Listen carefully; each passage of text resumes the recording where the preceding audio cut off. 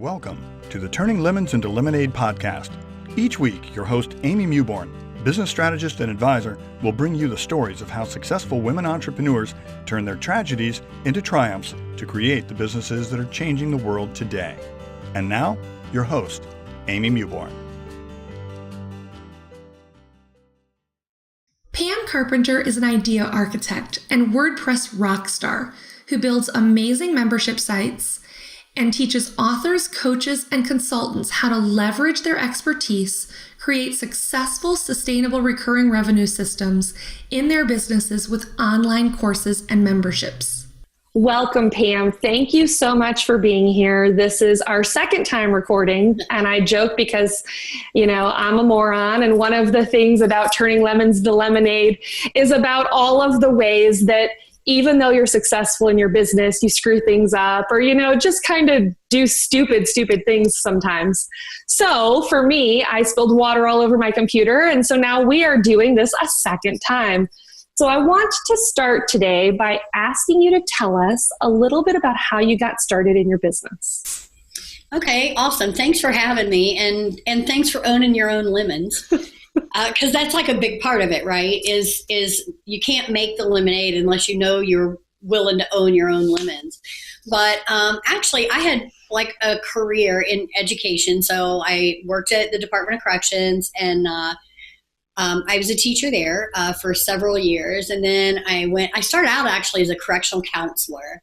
Then I moved into education, and then I went to the public school system. So I worked with alternative ed, so students with learning disabilities and behavioral, I don't want to say disorders because it's such a judgmental word. They had behavioral challenges that maybe their typical peers didn't have. And so I kind of got tired of carrying all of that luggage for everybody because it's very hard to establish boundaries. I mean, think about it in your business. It's hard to establish boundaries with clients. So think about how much harder it is when these are children. That in a lot of times the kids that I worked with didn't have parents in the home. So they were either in a group home setting or they were in foster care. And so the boundaries, like I won't even say that the lines got blurred because that's like a total lie. There were no lines.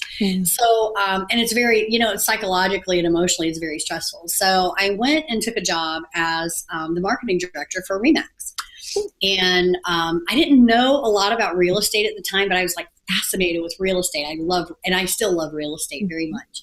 But there are trust funds, and any of you who have ever bought a house, and I know this is a recent experience for you, so you know that you make a deposit and those are trust funds. Well, that escrow money goes into a trust account, and every state in the United States has very specific laws about how that money can be handled. So if the sale falls through, if it doesn't happen, that money gets returned to, to the buyer. And a point came in time where money needed to be returned to a buyer, and the check that the agency wrote for that bounced. And which is no bueno. It's not good.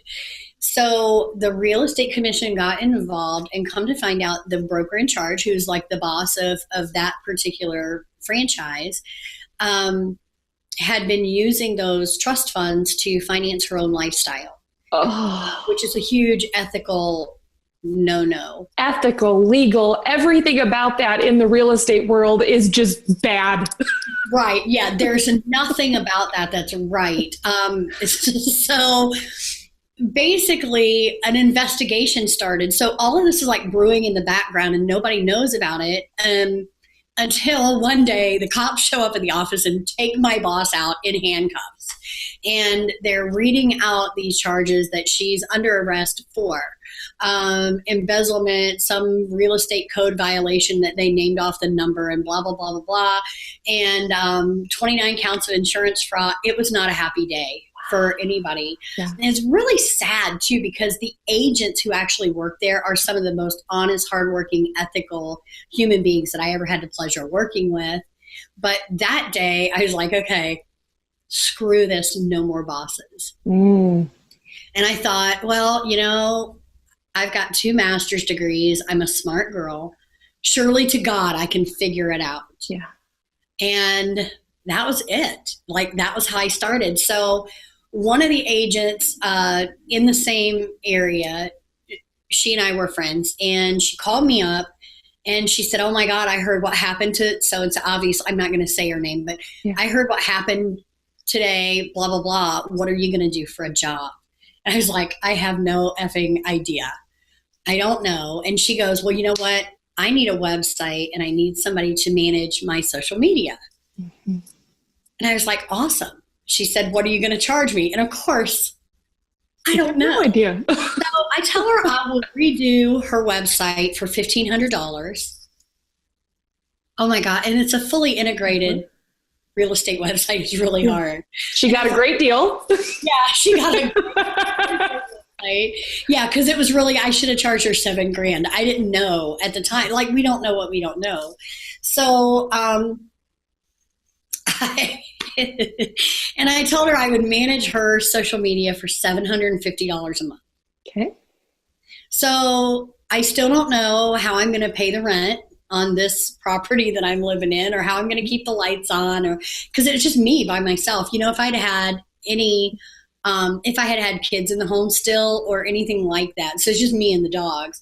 But when we don't have a lot of responsibilities, I think that we are more willing to take a leap like that. And, you know, I always had it in the back of my head. I mean, I waited tables for 8 years, putting myself through college. So I was like, you know, I can always go wait tables if I have to. Mm-hmm. And so far, I haven't been back in a Ruby Tuesday or a Red Lobster. I haven't had to wait a single let me find something wood to knock on. There's nothing. But so a couple of days later, Macon called me back and she said, hey, so-and-so over on the other side of the lake, she needs a new website too. And she was so excited when I told her, what you charge me to do mine? And she needs somebody to manage her social media. So within the first couple of days, you know, I had $3,000 in upfront income, $1,500 a month, recurring.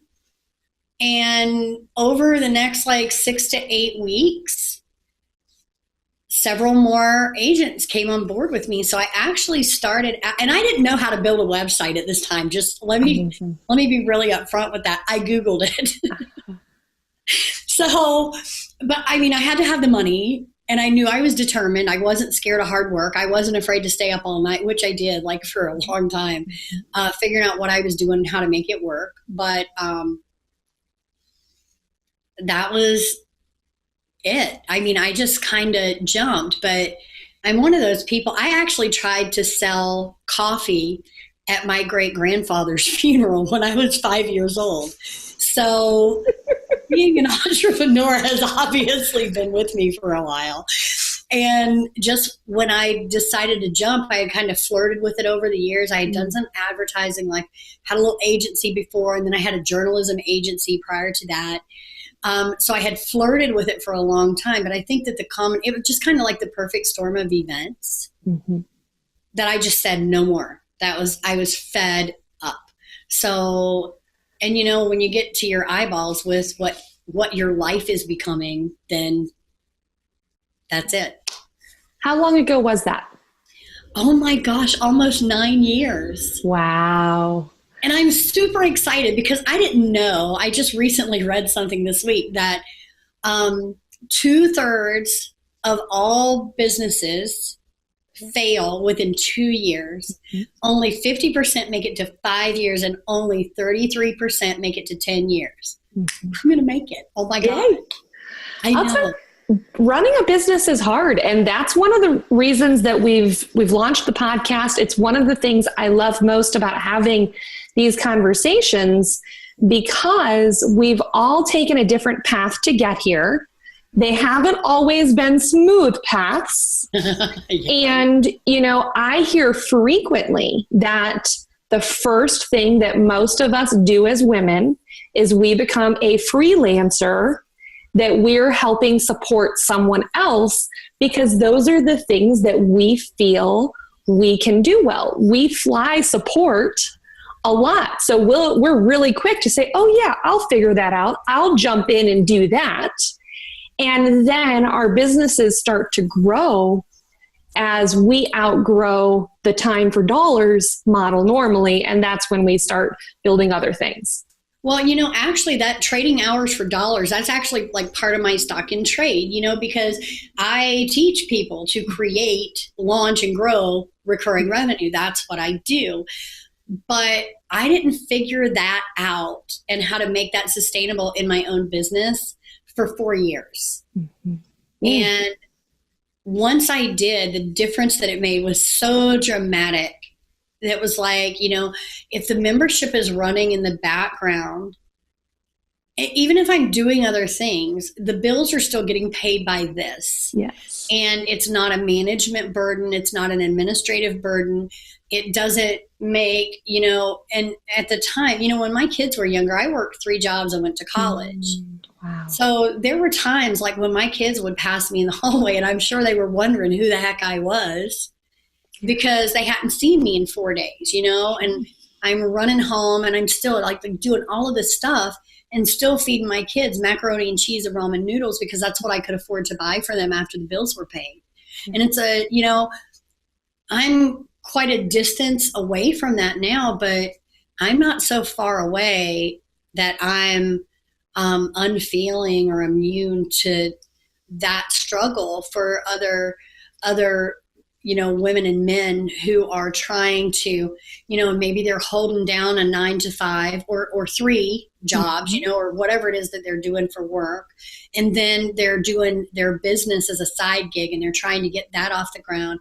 And they're giving it 125% of everything that they've got. And they still can't make ends meet, and they're still feeding their kids macaroni and cheese. And all they need, as I see so many that are, the clients that I work with that literally are one fine-tuned twist away from what stands, between them and where they want to be. Yeah. It's just being able to find somebody that can reach out and put their finger on that boo-boo and say, oh, here's exactly the Band-Aid that you need for that. Yeah. And, and go forth and prosper. One of the things that you just talked about that I think is kind of like this big bad secret in the entrepreneurial world is, that often we kind of live feast and famine. If you do big launches, you have this huge month of revenue. And then if you're not launching anything else, then there may be 4 or 5 months where there's really no income at all. And it's this very weird dynamic, and it's something that we often kind of get used to or whatever, but they're the things that I think in the back of our head, they're scaring us half to death. Yeah. And I will completely agree with you that when you can figure out that model to have some level of recurring revenue every single month, then that feast becomes a feast, but there's no such thing as the pure famine. The bills get paid and the other is the extra. And that's where you get to grow your business, or that's where you can take that money and set it aside for your kids' education or your vacations or all of the things.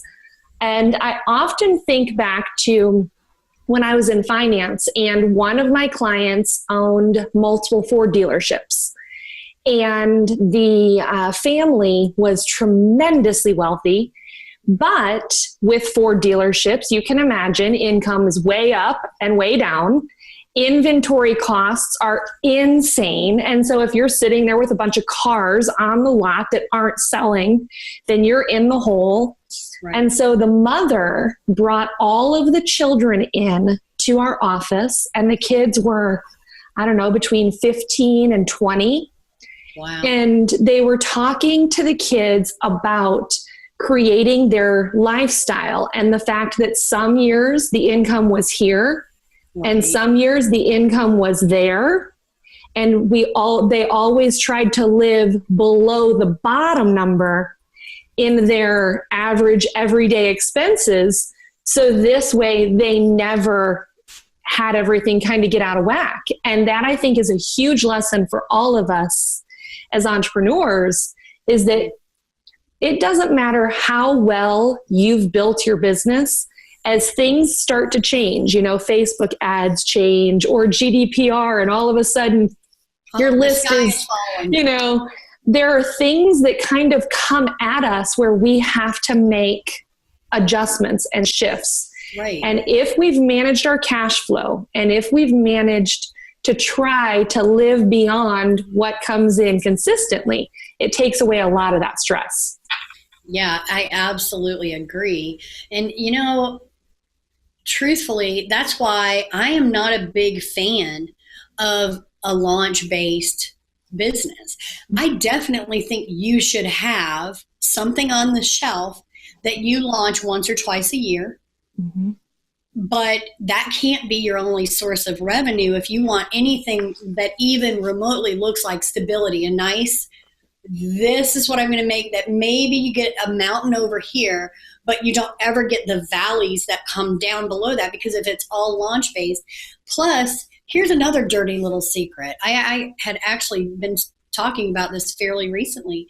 The people who do the Jeff Walker style product launches, and I'll be the first one to tell you, the product launch formula works hands down. It is a moneymaker every time.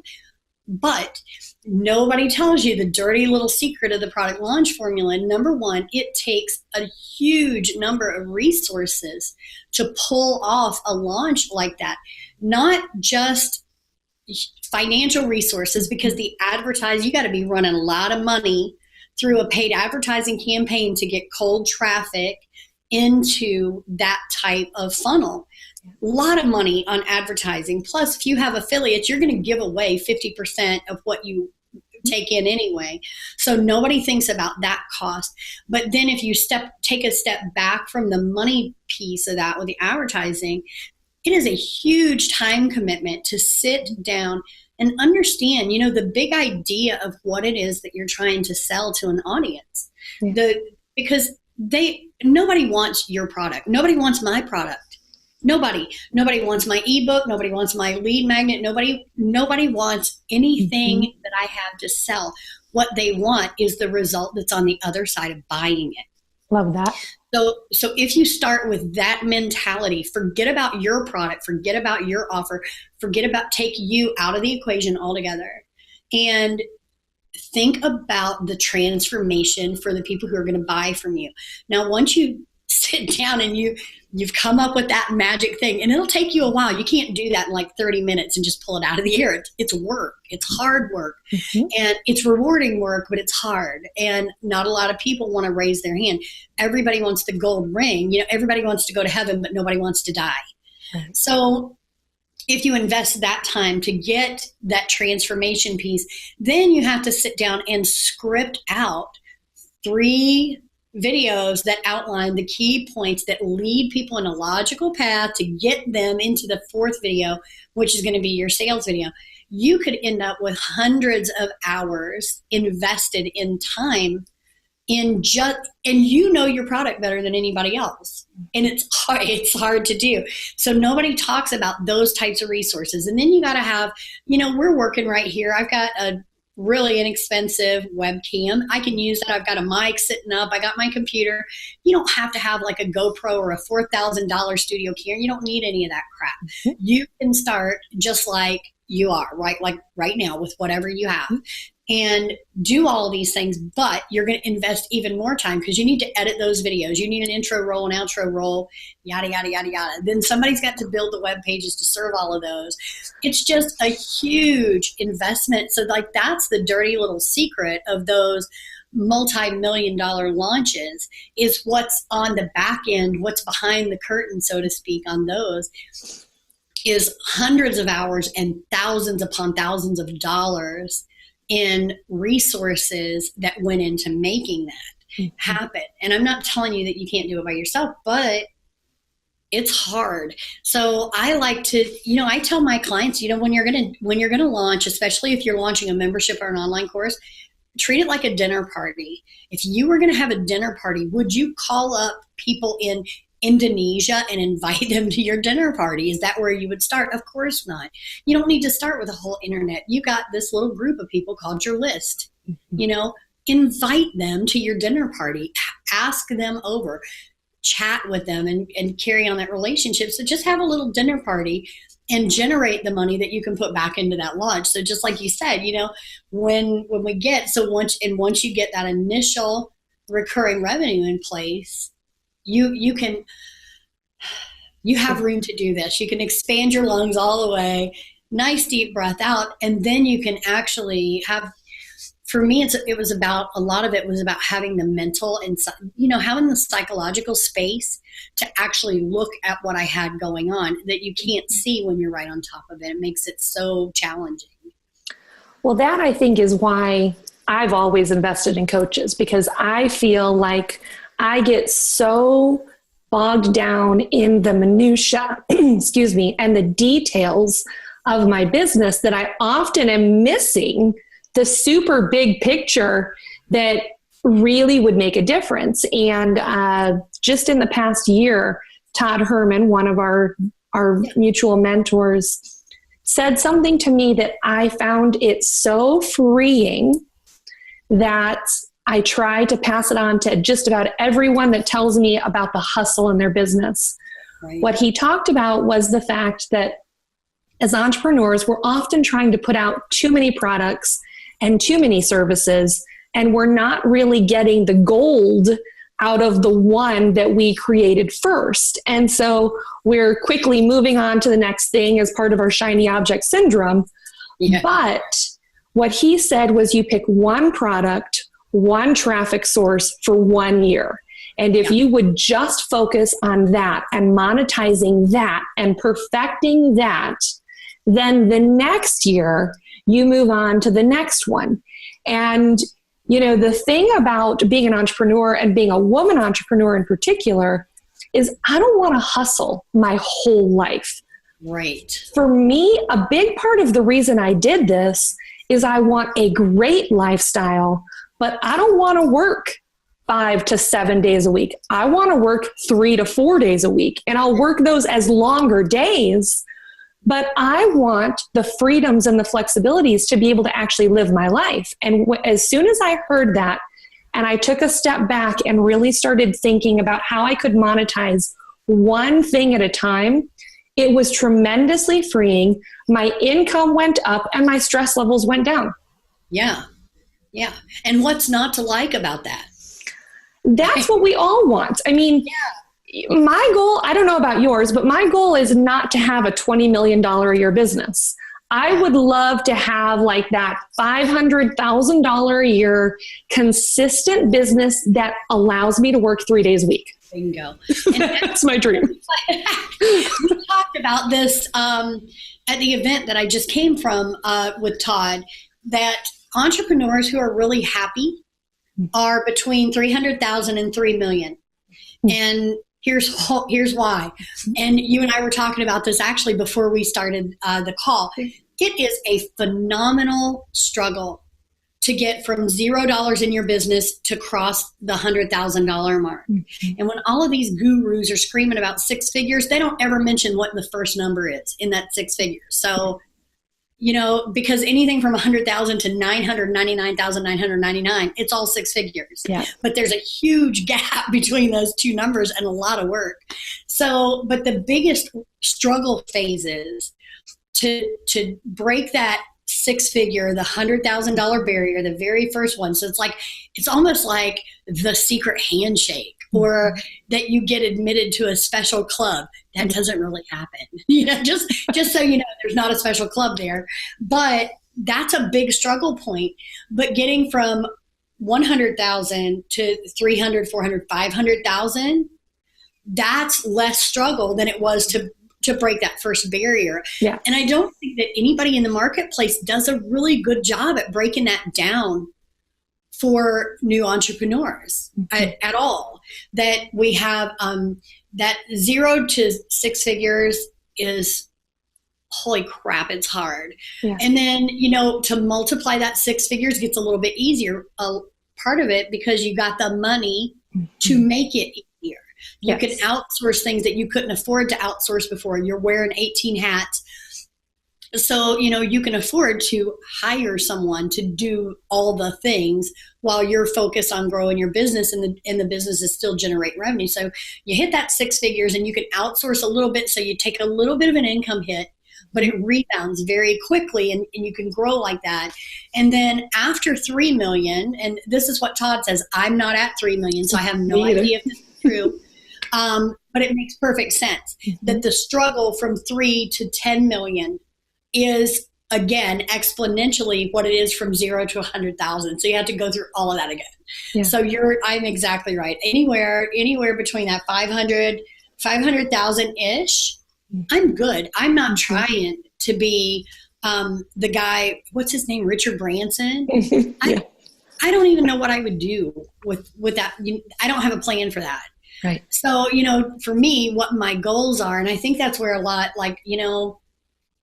we miss, because when we talk to clients, prospects, the general public, our friends, family, whatever, about setting and attaining goals, we don't ever evaluate where they are right this minute before we push them into a framework or a program, or this course is perfect for you, blah, blah, blah. Well, if I don't know where you are, how in the heck can I tell you how to get where you're going? So I think that's like a stumbling block that we spend so much time focused on. 100, 300, 500,000, a million, however, gazillion, bajillion dollars as where we want to go, but we don't know where we're starting. So there's no way we can create a logical path to get there. And that's been one of my own failures over time, is always focusing out in the stratosphere on where I want to go, but it's vague and nebulous. Like, oh, I want an online business and I want to make this much money. Well, you can have an online business. You can make as much money as you want. And if you're willing to work 130 hours a week, you can do it all day long. So can I, anybody.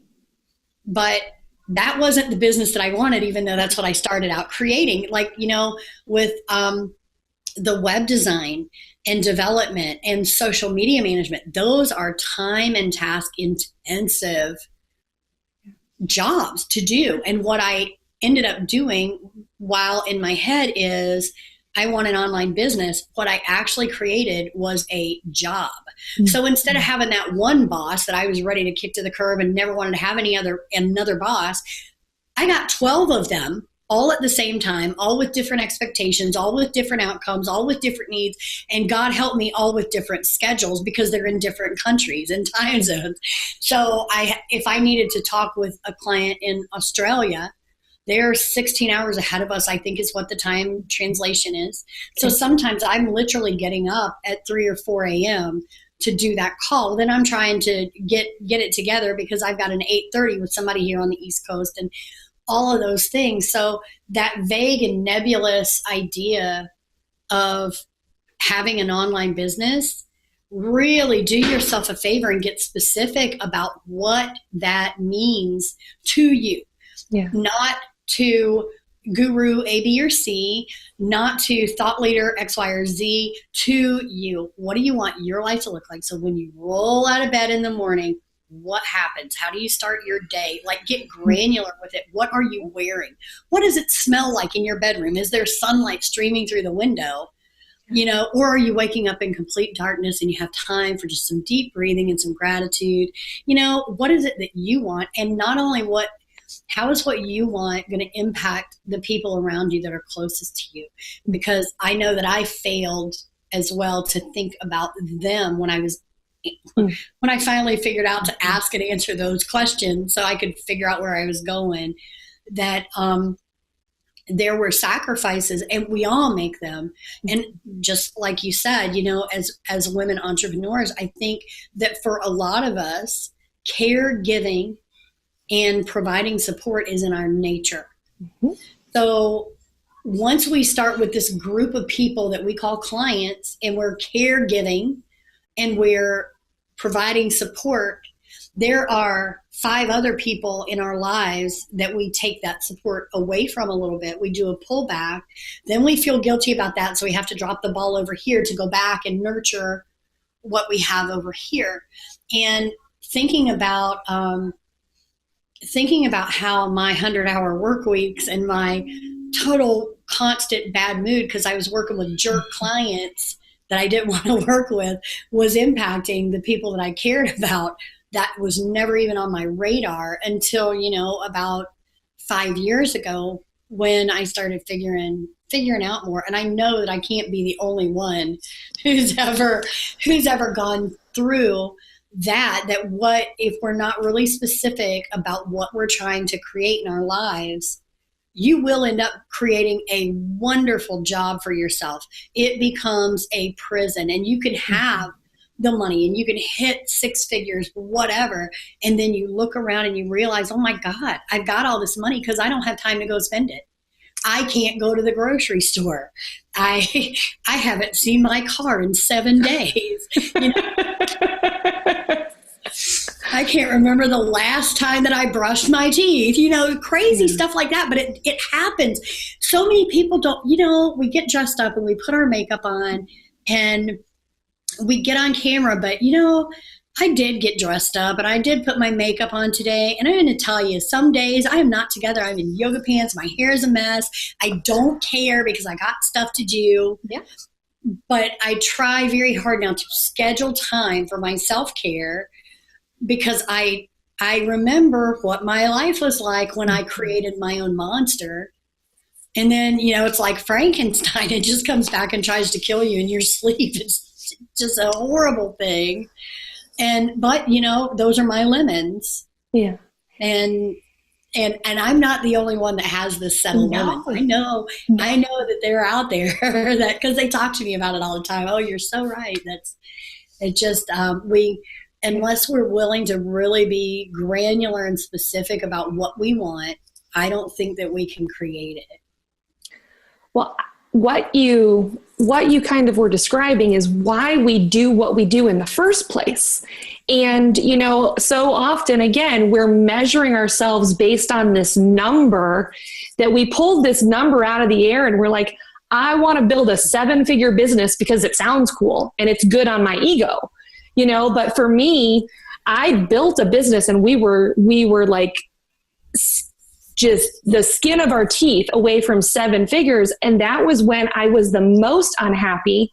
My life was the most chaotic and I was doing the least for myself. And my parents live outside Chicago. My brother lives in Nashville. And I wasn't seeing any of my family because I was working so hard in the business. And my why is my family and my friends and traveling and my relationships. So I built this beast because I thought it would be cool to get to 7 figures. And all of a sudden I'm like, what the heck was I thinking? This is stupid. Yeah. And now every single morning I get up, I read in my bed with my cup of coffee every morning. I get up, I shower. I then go and get on my Pilates reformer here in the house and I do 15 to 30 minutes of Pilates.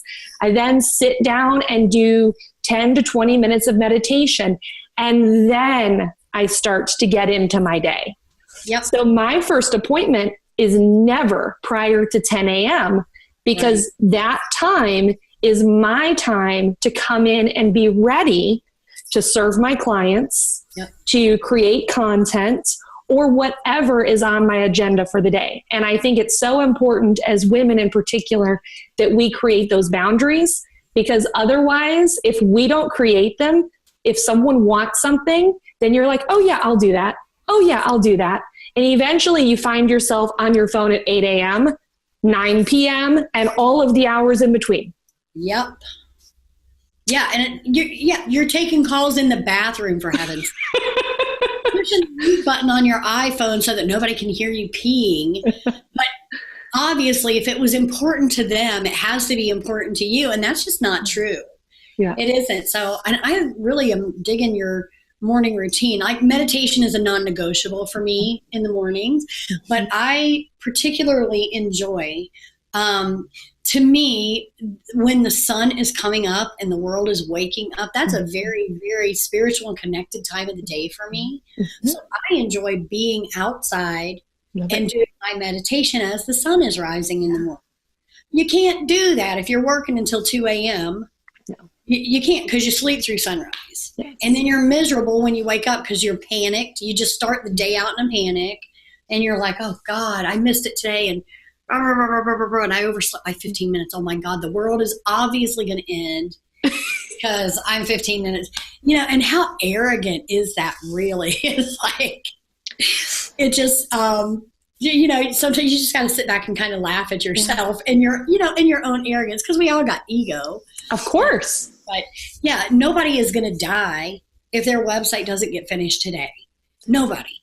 And I love that you say that, because for me, one of my favorite things to do is to read. And I found that for about 1.5 to 2+ years in my business, I hadn't read a book start to finish because I was so busy in the stuff of my business.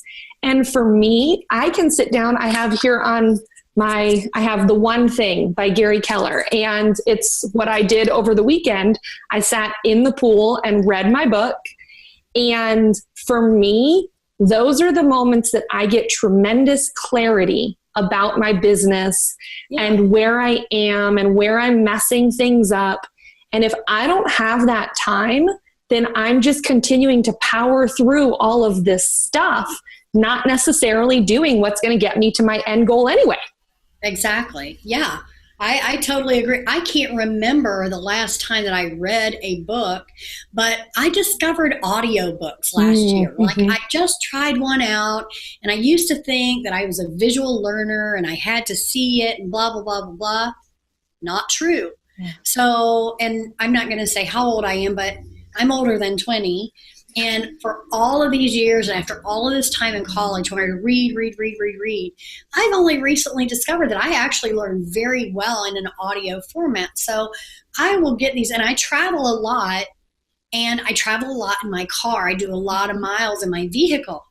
I'll just turn it on and go. So for me, that time is very enjoyable with the books. And I think that, I am not afraid, and here's some arrogance. Here's some more arrogance for you. I'm not afraid to say that I'm an expert at what I do. I'm really good at what I do. I'm confident about it. Good. For me, any leader, any true leader is a perpetual student. So being able to reach out into the world of a book, I did just buy a fiction book that I'm excited about reading. So that's what's on the nightstand right now for my bedtime reading. But and fiction, I enjoy that way. But nonfiction, when I'm trying to learn, in the car and in my ear, is just fantastic. And I believe that when any of us get to the point where we think there's nothing else to learn, that's probably one of the biggest threats that any of us can face, not just in business, but our personal lives too. So we have just a couple more minutes. I'd like for you to tell us a little bit about what you're working on that you're excited about right now, and where our listeners can find you. Okay. Well, you can find me at themembershipmethod.com. And if you're really adventurous, you can add a /puzzle onto the end of that, because that is what I'm working on right now, is the membership method, which is my signature system that I have done individually with more than 300 clients. But now I'm kind of taken that into a very small group setting. Love it. And that is it. So themembershipmethod.com, and you'll find me there. Perfect. Well, we will link all of that in the show notes. And then what we're finding is, as we're editing these, we normally put this down below in the videos. So thank you. This was so fun. This conversation today was completely different than the one that we had last time too. I know. So it's amazing how when we sit down and chat, how things kind of change and ebb and flow based on where we are in our lives and our businesses at the moment. Absolutely. And, another great reason to have a coach and to be in a group and, and expand yourself. Yeah. Awesome. Thanks so much for having me, Amy. Thank you. My pleasure.